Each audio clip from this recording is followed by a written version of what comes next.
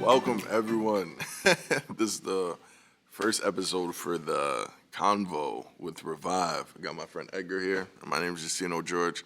We're excited to be with you guys. I'm praying for many more episodes like this. Edgar, man, what's your name, bro? We're very happy to be able to do this. Yeah. We have talked about this for a while. For a and while, yeah. We get to finally get together to do this. So If you guys can't see, I'm super excited. Like I can't stop smiling. I'm really happy. Yeah, we were talking about this for, I think since I got here in January, right? I think we were talking about putting a podcast together. We got the equipment. Wanted to do something last week, but we're like, nah, I think we should save it for this week. But yeah, man, I'm excited. We got the stuff set up, and yeah, we're ready to go. This is gonna be fun. Edgar, man, give us an introduction, man. This your place, bro. Tell us about yourself. so we are revived. Yeah. So my name is Edgar, like Justino mentioned, and I have been a Revive since we were a project. So that was like back in 2017. Ooh, man, oh man, that was I think I was a freshman in college at that time. No kidding, no kidding. How did you guys get started with Revive? You said it was a project. How did it come about? So we, the churches from the district, we got together. We saw the need of having a centralized program for the youth. Yeah. Okay. We had a lot of youth, and we had AY, but we didn't have everybody going into AY. Okay. The young people were not attending AY, so we wanted to do something different Yeah. that brought everybody together. Okay. Okay. And how many people originally started coming to like the events and stuff like that? So we have Saturdays that the church was packed. Man. We had Saturdays that we had like 70, 80 people. And again, this was from the older churches in the area. Yeah. So we have people from Roca Eterna, we have people from Ebenezer, we have people from Montesion, and from Bosworth. Yeah. Oh, and if you guys don't know, this church, for the Revive Adventist Church, we are located here in Cleveland, Ohio. So, Edgar, when it comes to, or what you've seen in the past, what were some of the things that interested you the most in sticking around with the Revive Church? One of the things was that we were going to do a different type of approach. And I think like that. I like that. That kind of got you excited Yeah. to be part of this, to be part of the project, and to be involved. Right, You know? right. I remember, not to cut you off, I remember when I was in New Jersey. Shout out to my New Jersey people, by the way. We were in New Jersey, and we had a project similar to it. And man, we went to a camporee, right? It was this, I think it was a Pathfinder camporee, right? So, we have those typically every year, maybe once, twice a year. And then I remember going to the camporee, and I remember seeing one of my friends preach so great. And he brought so many youth to make the decision that they wanted to give their lives to Christ. And then after the program, I remember him and I had this conversation, and it was kind of around the basis of what you're saying, right? Where we saw how many people wanted to just worship and how many people enjoyed what they were doing, so much so that we're like, let's make this a church thing. This doesn't have to be a yearly thing. It doesn't have to be once a year, but it can always happen, right? So we decided to go about it and have our own little program, right? But things happen. And I don't regret any minute of that program. I actually miss it, sometimes thinking about the things we could have accomplished, thinking about some of the things we did, really. But really, one of the things that kept me going was seeing the youth. Because I know when I grew up in the church, right, and I'm sure you can attest to this, but growing up in the church, I saw a lot of my friends leave because there was a lot of questions they had about, being a youth and a lot of things they were going through, and the church did a really bad job in answering the questions. How does Revive sort of bridge that? How does Revive make amends to that? And how does Revive help people understand that, hey, all of your worries and all your questions are welcome here? Yeah, I think like going back to what you were saying, I grew up in church. I saw a lot of the young people. I saw a lot of my friends leave the church. I stuck around for some reason Yeah, or not. So yeah, I'm one of those yeah. that managed through, and I'm here today. But Revive, we have a safe place.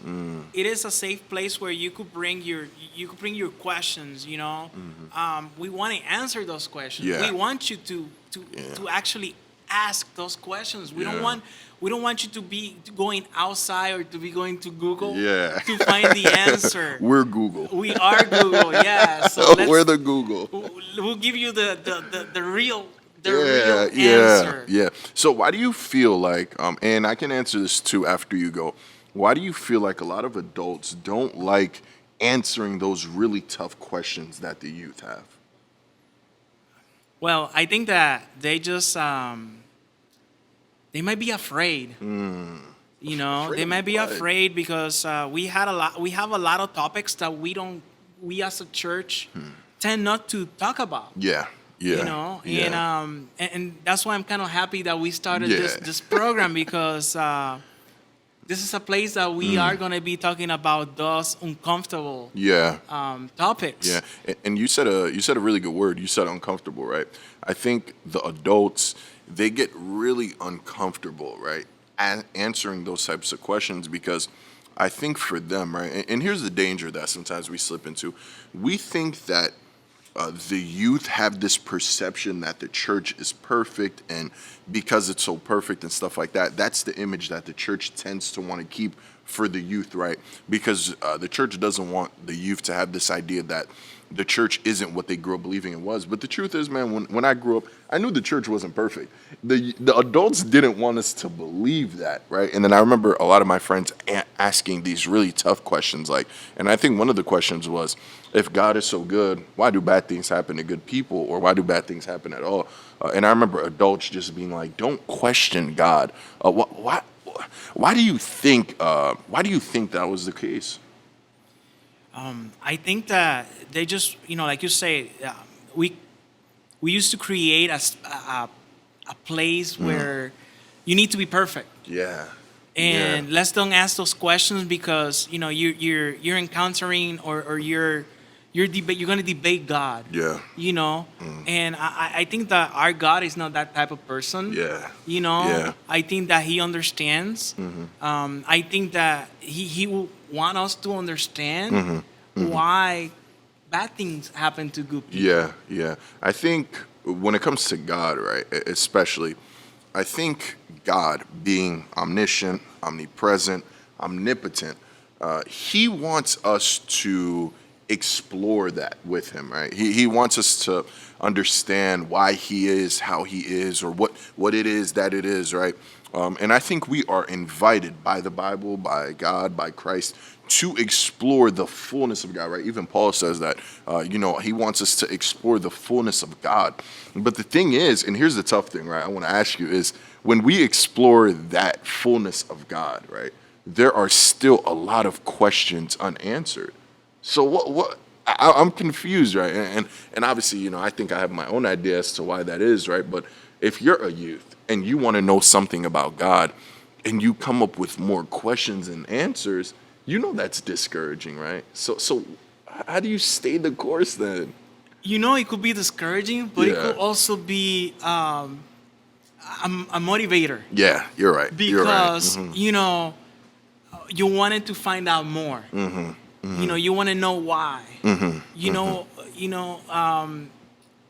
When you had that connection with Him, Yeah, you get to explore all those areas. yeah, You kind of put that filter, that glass, and you look how the Bible wants us to perceive it. yeah, yeah, yeah. When we don't do that, sometimes we want answers right away, Yeah. and we might get discouraged, Yeah. and we just put that answer on the side, and, Yeah. and we might go somewhere else to get that answer. But God wants us to be with Him, Yeah. exploring Yeah. that. Yeah. And I'm sure that there's questions that we might not get an answer that God will answer in heaven for us. Yeah, yeah. I think one of my professors, right, I think I was a freshman at Washington Adventist University at the time. I'm a senior now, about to graduate actually. Shout out to my school. When I was a freshman there, I remember one of my professors, right? He said this quote, right? And I hope I'm not misquoting him, but I hope I'm not, right? Well, I pray to God I'm not. But I remember he was like, to believe in God, right, is also to believe in the ignorance that sometimes we associate with believing in God, right? So it comes to, there are just some questions that it's not that God doesn't want to reveal to us, but we aren't fully capable of comprehending. And I think that's really tough, right? So, and not to get off subject, right? But even when you look at the story of creation, right? I personally think that it was a little more detailed than that. I think there was a longer, lengthier process, right? But for the human mind to really be able to comprehend how God went about doing all of that, that will blow our mind so much, and we're like, that doesn't really make sense. So even when it comes to asking that question, well, if God is good, why didn't He prevent this from happening and from this from happening? And the truth is, even as I'm studying to be a pastor, the one answer I've always had to is, I don't know. Right, and it's because I'm not God, and it's because even if I was God, man, that's such a tough question. Yeah, and the beautiful thing is, going back to creation, God knew that the man was going to fail. Yeah, yeah, And the wonderful thing is that He already had a plan. yeah, And we might not understand that, and you might say like, man, He created man. He knew that we were going to fail Him, but He could have just said like, yeah. I'm done. Let's with start it. over again. I would have done that. Yeah. I would have done But that. He had hope for us. Yeah, yeah. And the Bible calls Jesus, says that He was the lamb slain, right? Prior to even the foundations of the earth. I mean, it's almost as if there was a backup plan to the backup plan, right?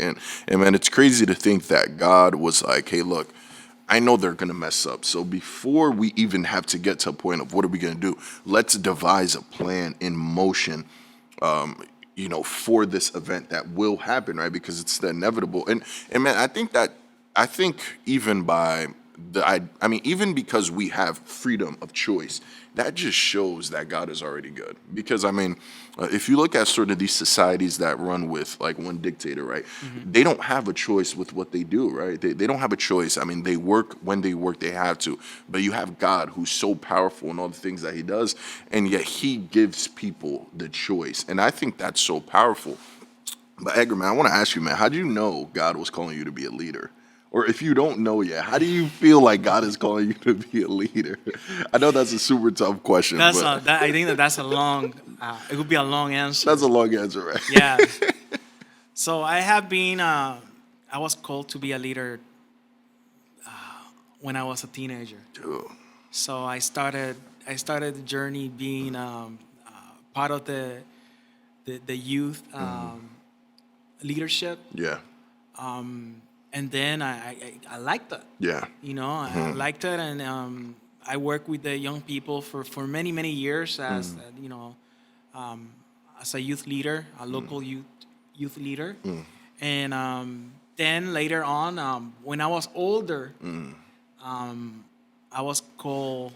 God called me to be an elder. Yeah. And I have been working as an elder for quite a bit of some time already. Yeah, and if you can kind of just, for the people that don't understand, right, between the role of an elder and the leader, if you can kind of just, sure. So the youth leader will work with the young people. We'll get together, plan activities. Yeah. Whether it's a social activity, recreational activity, and then the most important are the spiritual activities for the young people. Yeah. When I became an elder, that kind of like expanded, not just working with the young people, but also working as a whole with the church. Okay. Gotcha. You are kind of like co-pastor, if you want to say that like that. Yeah. So you're part of the pastoral group, the local group. So we do work hand in hand with the pastor. And we assist the church, and we oversee different areas in the church. Yeah. I remember when I was, I want to say, I think I had to be maybe 14 or 15 years old, right? And this was shortly, and I'll give like my story when I became a leader, man. It's a funny story, I'll be honest with you, right? When I was about 14 or 15 years old, I remember my pastor, right? He wanted me to be more involved with the youth. So he said, "I'll be the youth elder." And I was like, "What?" I was like, all I know from being an elder is, they're kind of the overseer. They're the yes, the no people. I'm like, I'm not ready to do that task. But yeah, that's weird, man. Yeah. What would you say to that, man? Yeah, and the churches have elders, right? Yeah. And they tend to be older people. Right. So Right. to be young and be an elder, sometimes it might be you might be looked different. Yeah. Because Yeah. you are a young person, right? Yeah. So you might not understand. Yeah. You might not see the whole picture, or Yeah. you might not follow. You might not Yo. follow the rules the same way that Love that. the older person.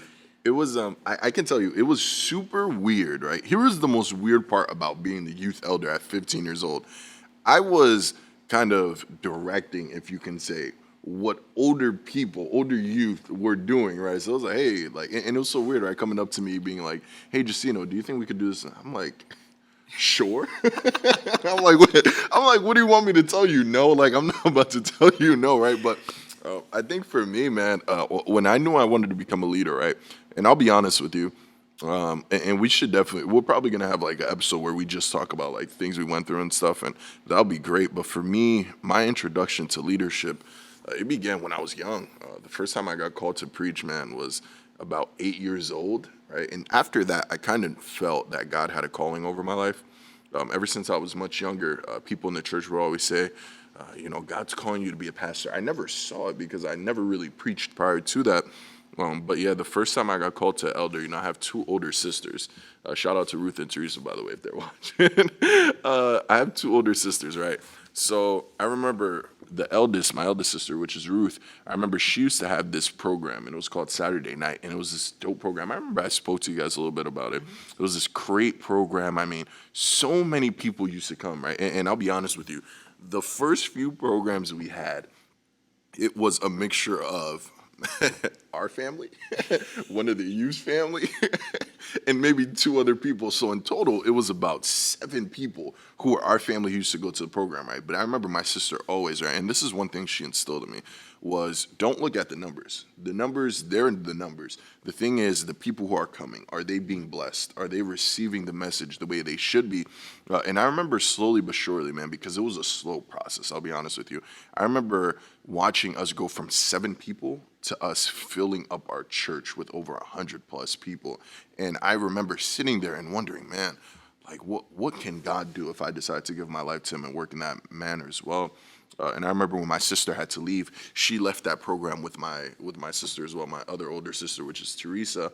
And Teresa, she did a great job as well. And man, one thing that I love and admire about my sister Teresa is just that she's so like, what's the word? Not confrontational, but she'll tell you how it is, right?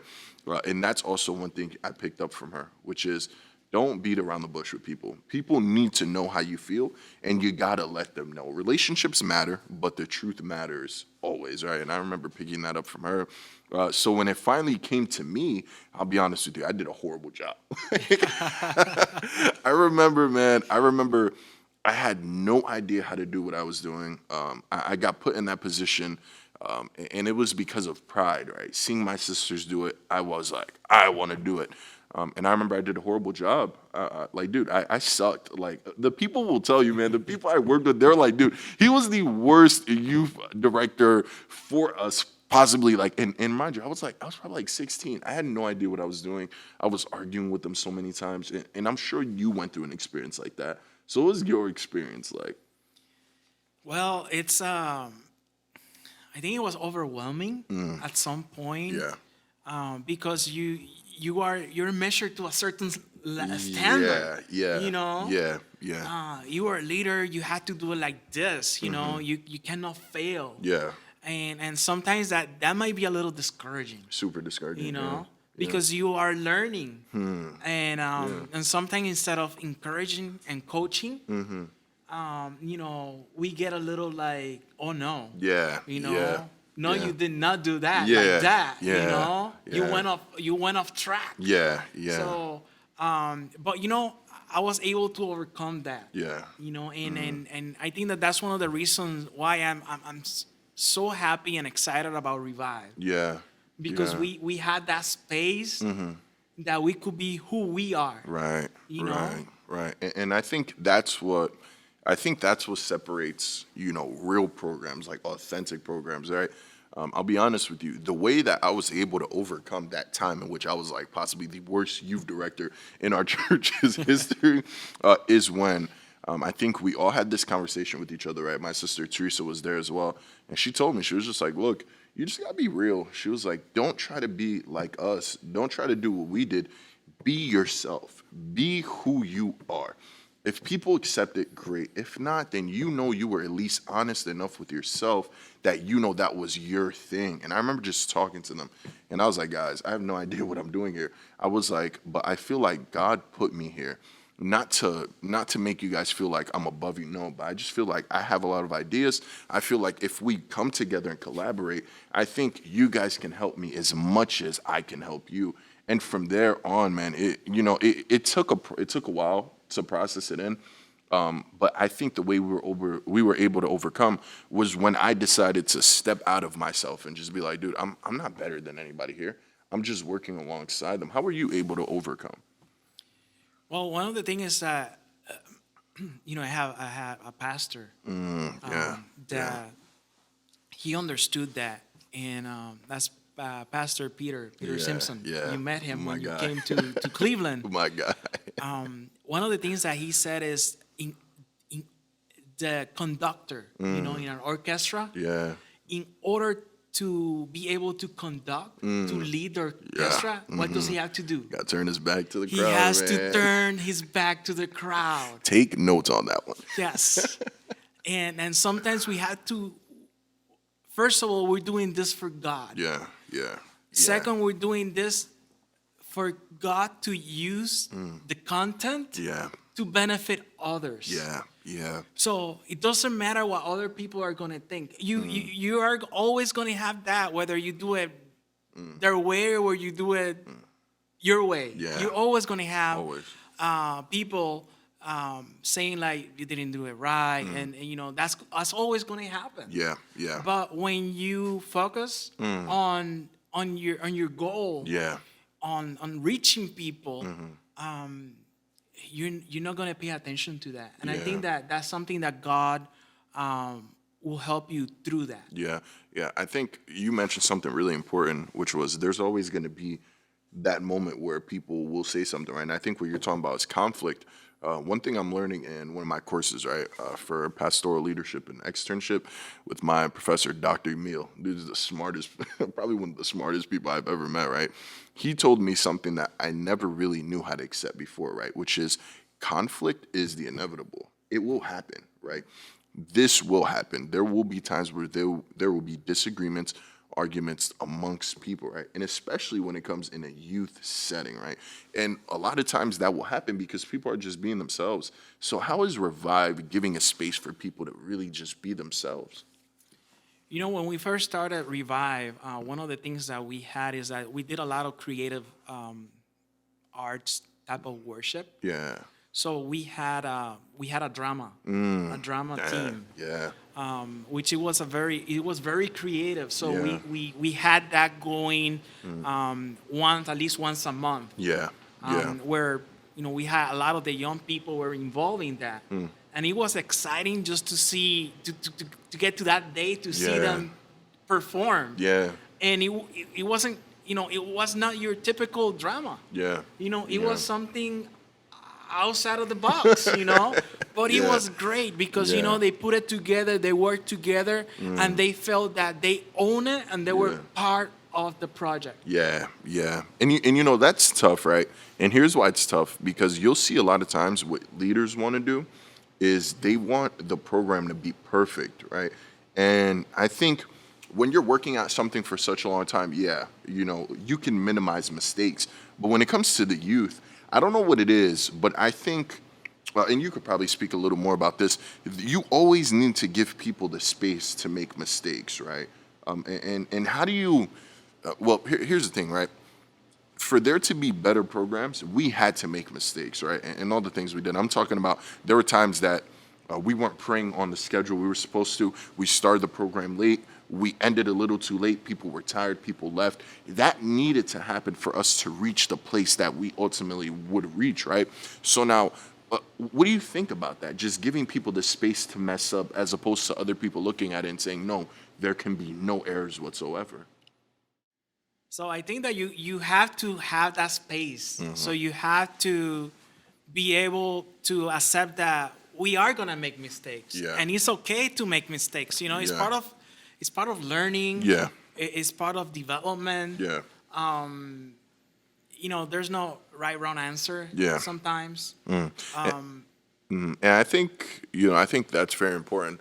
But I think sometimes people get discouraged when they make mistakes, right? And discouragement, it's one of the more natural things that happen with people, right? You want something to go as planned, it doesn't happen. You kind of fall on your face, right? And then you get upset about it. So when it comes to discouragement, how do we move past that into a room where it's like, it's okay if I messed up here? You know, I think it's a great opportunity for coaching. You know, Okay. it's a great opportunity for development. Yeah, yeah. Just to see beyond that mistake. How can we avoid that next time? Yeah. What have we learned from that? Yeah. You know, how can you share that with others? Yeah. You know, your experience. Because you know it might be a negative experience, but at the end of the day, it could turn into a positive. Positive, yeah. So when it comes, yeah, because no, I definitely agree. And I like the word you used there, coaching, right? Coaching experience. I think one of my pastors, right, who's mentored me, man, for forever, Pastor Masena. This dude is like 1,000 years old. Always been mentoring me. I love you, Pastor. Man, he's been my mentor since I can remember, right? And whenever I'd mess up, he'll call me out on it. But this is always this thing, right? He'll call me out. He'll be like, yo, you messed up here. He'll say a little joke and we'll laugh about it because he knows me and he knows I like joking a lot. And he's a joking personality guy. He'll make a little joke here and there. And then he'll give me the tools and what I need to go forward, right? But I think a lot of times, because not all people are like him, and I think that's really one thing that I love about our relationship is where I messed up. He'll be like, yeah, you messed up here. We'll joke, make a little joke, because it kind of makes the mood a little lighter, where it's like, yeah, you messed up, but that's not the end of the world, right? But there are some people, when they see you messed up, right? And I think sometimes we fall into this habit, right, where we see somebody messed up, and instead of coaching them, we bring them down. How can we sort of discern from coaching and bringing people down? I think that we have to, you know, you might say that my answer is kind of cheesy, but we have to be like Jesus. Yeah, super You know, cheesy. we have to show that love. Yeah, yeah. Because you know what?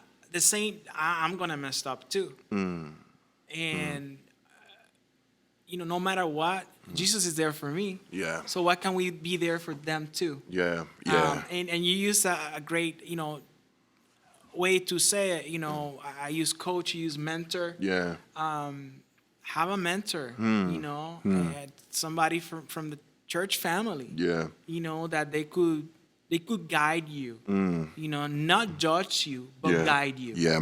I think accountability partners are really important. And I stress that to everyone who always asks me questions like, hey, man, look, I'm struggling with this. I'm struggling with that. What can I do? I'm like, you can pray as much as you want, but there's that sense of, or really there's this absence of physical touch, right? Or that audible touch, right? Where people where they need somebody to call them and be like, hey, man, you're messing up in this area. Like, let's figure out what you can do, right? And I think most of the time that's what's needed. A coach, a mentor, somebody who's going to be there for us and just sort of, you know, have that with us. Yeah, have our back. Yeah, you know? yeah. When you say accountability partner, you know, that works great when you are working out. Yeah, right? right. So you have right. a body, and I see this. My wife has an accountability partner. So Veronica, if you're watching, thank you. I thought you were gonna say it's you, man. No. You know what? Before before we had our son Lucas, we were our partners. So, Yeah. you know, we used to work out. We did a lot of races together. But now, you know, now we transition Yeah. into a different Yeah. stage. Yeah. So, but she has an accountability partner, and you know, it works great Yeah. because both of them get motivation. Okay. You know, Yeah. they get motivated. Yeah. And you know, and this is in a positive way to have that type of motivation. Yeah. It Yeah. works the same way we could apply that here with our Revive family. Yeah. You know, to have an accountability partner. You know, Yeah. not just to tell me, hey, I didn't see you at church. Yeah. Why were you not at church? Yeah. But kind of like just to be my friend, to be more than that partner, you know, to have that relationship Yeah. that I could open up to that person. Maybe I was going through something that Saturday, Yeah. and I wasn't Yeah. able to attend, or maybe my family was going through something, and I wanted to be there for my family. Right, right. And I think what you mentioned there, right, you're kind of getting into what I want to ask you, right, about relationships with people, right, or relationships, right? To have a good accountability partner, you got to have a solid foundation, right, which is the relationship. I think, I'll be honest with you, I think a lot of the times why the youth leave the church is because they have no relationships with people, right? And then you see the pastors and you see some of the leaders go after them with no relationship, and they try to force them back into church. What do you say to that, man? I think that it's fundamental that you have a relationship, that you have to build that relationship for something to work. Yeah. I mean, it is even clear that we need a strong relationship with God Yeah. in order to be like Him, to Yeah. show His love. Yeah. So if we don't know anything about relationships, I mean, don't tell me that you have a relationship with God. Yeah. And sorry if this is a little bit harsh. No, you're right. You're but, right.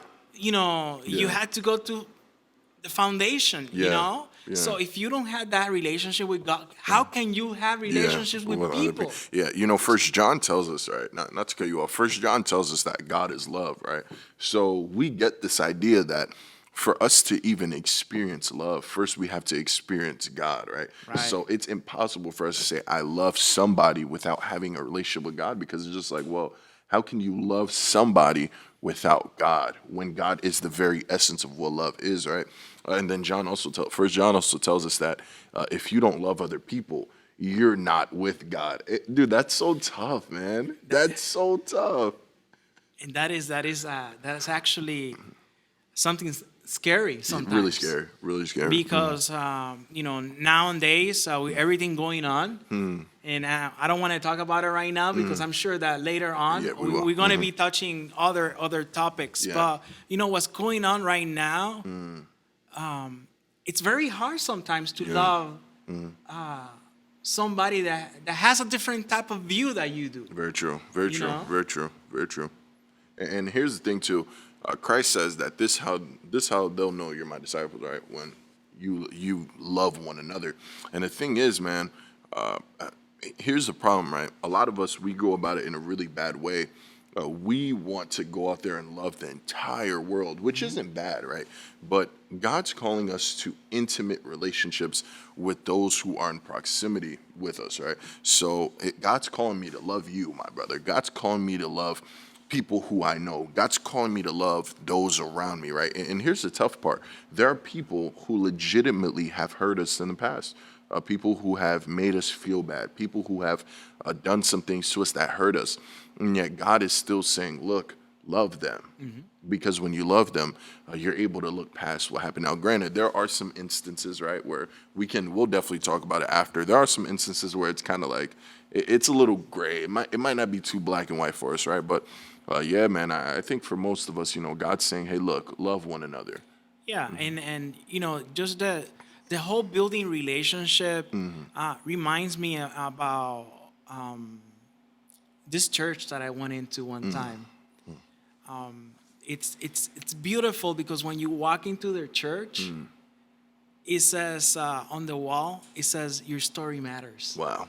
So Love that. if your Love that. story matters, that means that you spend time you sat down with me and you learn about me. Right. You know, and I Right. think that that's something that we all want. We want somebody to sit next to me and just, hey, Yeah. Justino, how was your day? Right, right. What are you going through? Yeah. You know, can I Yeah. help you with something? Yeah, yeah. People they want to know that.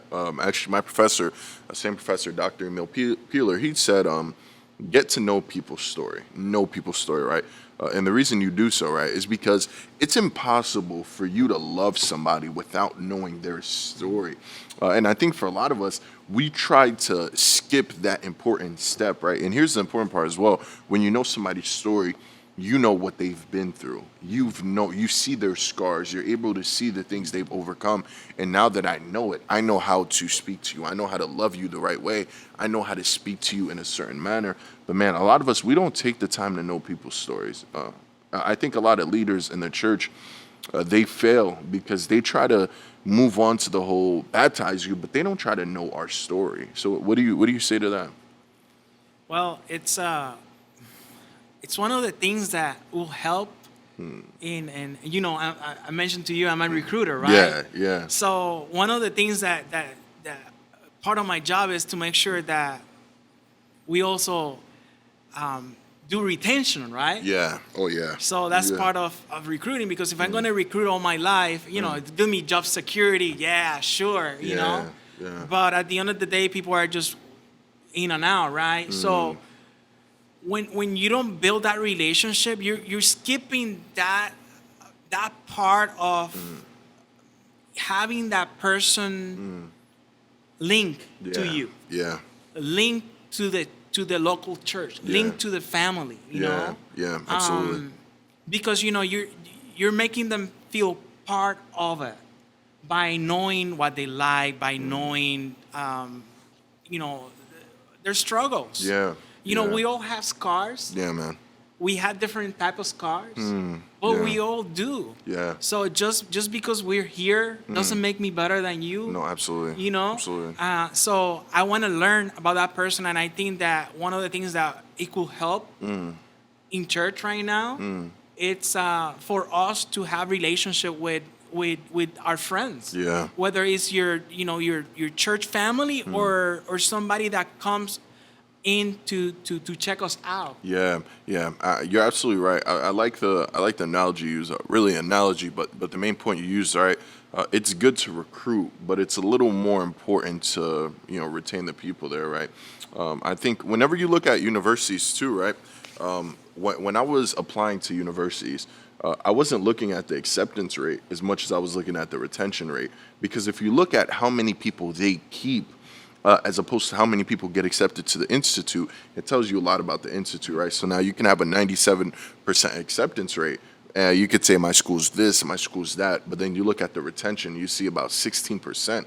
So you're telling me out of those people who applied, only about a fraction of them are actually going to stay at the school. That's a problem. I think with the church, we're looking at the recruiting part of it, right? Getting people, doing all this stuff, seeking people, all that things, right? Adding them to the books. But then there's this critical component that we miss, where it's when they get baptized, are we still providing that work, that level of relationship, that level of intimacy with them to make sure they stay in the church? Do you see that leaders now aren't doing that step? Well, we do to a certain extent. Okay, so I think that we start the process, but at some point we slowly let them go. Oof, yeah. And why is that? Honestly, It's tough. That's a it's tough a tough question. one, and I think that we could probably spend an hour talking about that one. It's a tough. I'll be honest with you. I think it's because sometimes we get lazy. We get lazy. We'll put the work in. Here's the thing, right? Whenever you think about stocks, investments, you look at assets, right, versus a liability, right? So an asset is something that's going to help you, while liability is something that's really going to work against you in the long run. I think we're looking at people like assets, right, rather than looking at people like people who require relationship, who require us to be there for them. We're always looking at people and thinking, what can they do for me? Not what can I do and pour into them. And I think that's really where our problem therein lies. But Edgar, man, and to you guys who are watching, we're almost done. So I have this one curveball question I'm gonna throw at you, man. Because look, we've been talking a lot. I know it's great, but I want to get deep, man. And I never asked you this question when I got here, but we're gonna talk about it today, man. If we can, let's spend a little time speaking about failure. What was your biggest failure in ministry, in life, and what did you do to learn from that failure? That's tough, man. That is a tough That's one. tough, right? I mean, you are gonna fail as a leader. I think that as a leader, you are gonna fail. You're gonna have your moments that no matter what, you're gonna fail. Yeah. You're yeah. gonna learn from it, and I think that other leaders would agree with me that it's not about that moment that you fail. It's about you getting up again Yeah. and yeah. trying to overcome to do it better. Right, right. I think for me, and I'll be honest and brief, I think for me, one of my biggest failures, so a lot, right? One of my biggest failures is I was so focused on being perceived as a good minister to everyone else that I wasn't being a good minister to my own friends. I remember there were times where I would completely close myself off from speaking to some of my friends, right? And it really had nothing to do with some of the stuff they were doing, but it all was about me. I made so many situations about me, focused all my attention and energy into Justino that I completely ignored the lives of my friends and the battles they were going through. And I think that was really one of the things that was hurting me in ministry. And a lot of times I was missing that connection with my friends, and primarily because there were times where I just didn't care enough to be there for them. And I think the way that helped me, or what I learned from it, is that, man, before you go out there, you got to start at home, right? And I consider my friends home, and my brothers and my sisters, because they are the people that are most close to me. And I was doing such a good job ministering out there that I completely forgot about the most important ministry to me, to my heart, which was my friends. And yeah. I think that that's something that we all tend to fail at that sometimes. Yeah. You get so focused on what you're doing and all the motions of programs, or Yeah. activities, or meetings and things like that, that we sometimes, or most of the time, we forget about what's essential in our lives. Absolutely. And again, we're going back to relationships because Yeah. when we are doing something else, or we are getting too carried away with church stuff. I mean, Yeah, you man. have to be honest. Sometimes we tend to do more and more and more and more, and then we're giving so much to the church Yeah. that we are forgetting. We're forgetting our family. We're forgetting the loved ones. Yeah. We're forgetting our friends sometimes. Yeah. I think that's why it was so important. Was it last week or 2 weeks ago, right, where we had our series here for how to be a faithful steward, and one of my favorite ones out of that whole series was about the time part, right? Because there needs to be a time for rest, a time from all the work that we're doing, which is why I think God even gave us the Sabbath. There needs to come a time where we decide that rest is more important than my work, right? And I think a lot of times that's so difficult, man. I know for me, I love working and I love ministry, but I'll be honest with you, there came a point where I felt like, dude, I can't do this anymore. And man, more often than not, that was the one time in my life where I ever felt that way. Like I was preaching so much, I was doing so much for that entire year. It was before quarantine actually, right? So when quarantine finally came and I took that breather, I was like, dude, this is crazy. I never felt this way before, right? Rest. Like I never knew what true rest was. Yeah, man, it's a crazy thing. It's a crazy thing. It's a beautiful thing that God did for us, right? Yeah. In creation, He was able to implement a day of rest, Yeah. which is so essential for us to just recharge. Yeah, man. And just to do stuff with with our loved ones. Yeah, just to absolutely. develop and keep growing those relationships that we have. Absolutely. Edgar, man, this has been a great first episode. And I think the people who are watching at home, I think you guys are definitely going to enjoy this one. But is there, what would be your final say to those who have not heard about the Revived Church yet? What would you say to them to, I guess, to invite them here? I think that you have to check us out, Check us out. Yeah. whether you are in person Right. here in Cleveland, Yep. whether you want to join us through social media, Yeah. Facebook Live, or through a YouTube channel. Yeah, yeah. Every Friday, and man, I love it. Right, we have this program called Let's Talk, right, where you guys can come on Zoom. I think we're gonna try to find a way to implement that in person because it's a really cool thing that we have. Yeah, every Friday we have this thing called Let's Talk. Nothing formal. You could just literally come, speak about your day, speak about your weekend. It's just a time for just a social time where we could just speak to one another and have this conversation. And we have church every Sabbath. And Edgar, please, man, talk a little bit about the time before the holy service. My favorite time, man. And it's my favorite time too. This is something that we implemented through during quarantine. Yeah, yeah. You know, during the time that we had our church building was closed.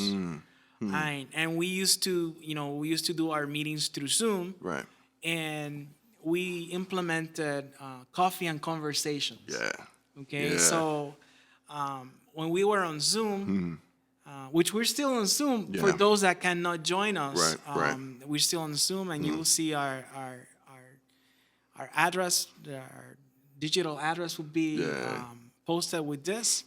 So please check us out. For sure. And definitely come for that coffee and conversation, Yeah, so man. let me tell you a little bit about that time. So this is the time that we have to just to talk about our week Yeah. and see kind of like a check-in, you know. Yeah, yeah. See how everybody's doing. We do share, whether you are online or you are here in person. We try to share a little bit of our week, and Yeah. and you have to be honest. Sometimes our weeks are not that great. They're bad. Yeah. And you know what? Sometimes they're Our church family, they understand that, and we understand that. Yeah. And it's a place that if your week wasn't good, Come talk just about it. share it, because Just you know share what? it, I might be there with you too. yeah, man. For So sure. it's a special moment that we get to share, and sometimes we do have topics, Yeah. for the friendship Yeah. and love weekend. We had a special talking about friends. Yeah. About Yeah. friendships and stuff like that. And everybody shares their opinion, and Yeah. it's an open space for us to share and just kind of give it that spiritual touch. Yeah. Just like a sprinkle. Yeah. Because it's just the start of our Sabbath. Yeah, yeah, and I think it's so cool, right? Because like you mentioned, right, just come and share it because there may be somebody there who's going through. Dude, I remember where we were everyone had that bad week, but I think it kind of just emphasized, kind of like that spirit of togetherness, right? And I think that's really what a lot of churches lack now. Is this moment of fellowship, right, where people could just come and just be open with one another, and I think that's really one of the most important parts when it comes to church. Yeah, and it's a moment that we have something to share. Yeah, Not only that we share our week, but we also share.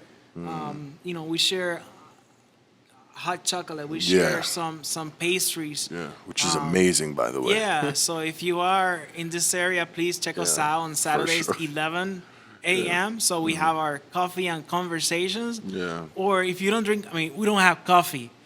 Tea. We have tea. Or if you don't, you could bring your own drink. Yeah, for sure. And just be part of that conversation. Yeah, I think the importance is just that moment in which you're just talking, having fun, just speaking to your friends. And also, if you're in the area and you are interested in Bible studies, I definitely want to invite you. You can get my information, you can get Edgar's information, and we can make something happen. And also, Edgar, we are having almost, the rest of this month, right? We're going to do everything in our power to dedicate it to the role that women have had.